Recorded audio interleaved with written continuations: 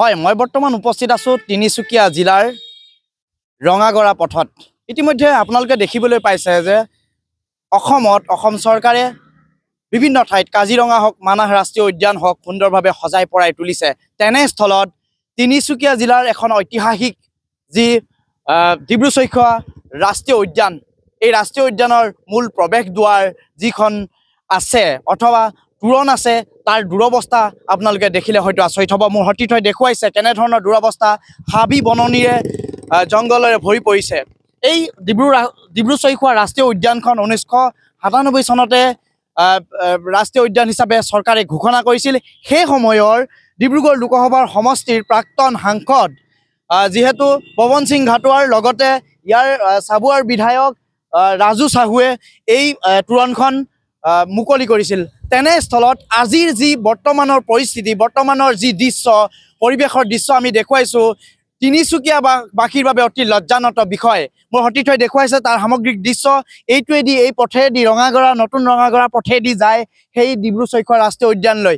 এই উদ্যানখনলৈ যথেষ্ট সংখ্যক বিদেশী পৰ্যটক আহে, বিভিন্ন ঠাইৰ পৰা লোক আহে আৰু ইয়াত দেশী বিদেশী পক্ষীৰ পৰিভ্ৰমণৰ ঠাই আৰু যিহেতু বনৰীয়া ঘোঁৰা পোৱা যায় আৰু তেনেস্থলত বাহিৰে ৰং চং ভিতৰে কোৱা ভাতৰি একোৱে নহৈছে। কি কৰিছে, ইয়াত নিচেই কাষত আছে, 1 কিলোমিটাৰ কাষতে আছে জিলা আয়ুক্তৰ কাৰ্যালয়, তাৰ সমান্তৰালভাৱে জিলা কোৰ্ট কাছাৰী আছে। ইয়াৰ উপৰিও বিভিন্ন ধৰণৰ উন্নয়নৰ যিসমূহ কাৰ্যালয় আছে ইয়াৰ নিচেই কাষত আছে। আমি সামগ্ৰিক দৃশ্য দেখুৱাইছোঁ। আজিৰ সময়ত, যি সময়ত অসম চৰকাৰে ৰাষ্ট্ৰীয় উদ্যানসমূহ সুন্দৰভাৱে সজাই পৰাই তুলি পৰ্যটকৰ আকৰ্ষণ হোৱাকৈ গঢ়ি তুলিছে, তেনে সময়তে আজি তিনিচুকীয়াৰ যি ডিব্ৰু-চৈখোৱা ৰাষ্ট্ৰীয় উদ্যান আছে, এই ৰাষ্ট্ৰীয় উদ্যানৰ দুৰৱস্থা একেবাৰে তথৈবচ। আৰু দেখুৱাইছোঁ স্বাগতম ডিব্ৰু-চৈখোৱা ৰাষ্ট্ৰীয় উদ্যান। কি আচৰিত দৃশ্য, আচলতে লাজ লগা দৃশ্য। ইয়াত যিসমূহ প্ৰকৃতিপ্ৰেমী আছে তেওঁলোকেও হয়তো দুখ অনুভৱ কৰে কেতিয়াবা। ইয়াৰ সমাজখন আছে, আমি এই বিষয়ে যি ডিব্ৰু-চৈখোৱা ৰাষ্ট্ৰীয় উদ্যানখন আছে কি জৰাজীৰ্ণ অৱস্থাত আছে। আমি এগৰাকী চুতীয়া ছাত্ৰ সন্থাৰ গংগাধৰ শইকীয়া আছে, তেখেতে দুখ অনুভৱ কৰাৰ লগতে স্থানীয় ব্যক্তি হিচাপে তেওঁ কি আহ্বান জনাইছে এই বিষয়ে জানিবলৈ চেষ্টা কৰিম। যিহেতু 1997 চনতে ডিব্ৰু-চৈখোৱা ৰাষ্ট্ৰীয় উদ্যান ঘোষণা কৰিছিল। তেনেস্থলত বৰ্তমান সময়ত, যি সময়ত অসম চৰকাৰে এখন নতুনকৈ সজাই পৰাই তুলিছে কাজিৰঙা হওক, মানাহ ৰাষ্ট্ৰীয় উদ্যান, আজিৰ তেনেস্থলত ডিব্ৰু-চৈখোৱা ৰাষ্ট্ৰীয় উদ্যান এই অৱস্থা, কি ক'ব? হয়, এটা কথা নিশ্চিতভাৱে ক'বই লাগিব।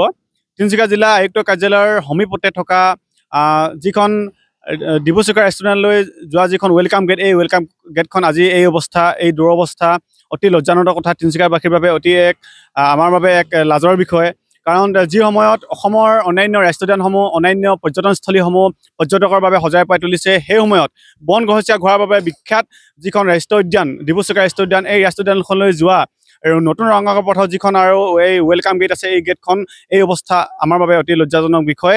আমি জিলা প্ৰশাসনক এটা আহ্বান কৰিম, তেওঁলোকে এই ৱেলকাম গেটখন চাফ চিকুণ কৰক, তেওঁলোকে এই ৱেলকাম গেটখন যি দুৰৱস্থা আছে এই দুৰৱস্থা তেওঁলোকে উন্নত কৰক।